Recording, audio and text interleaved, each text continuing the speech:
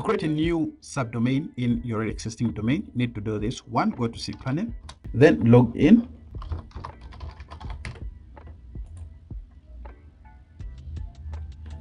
Scroll down to domains.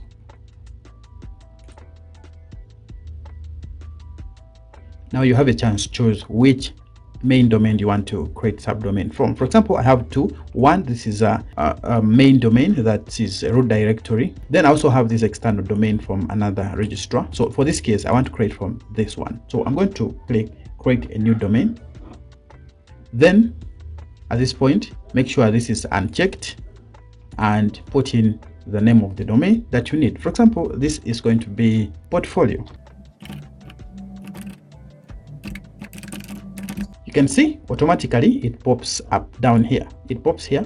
Then you click on submit.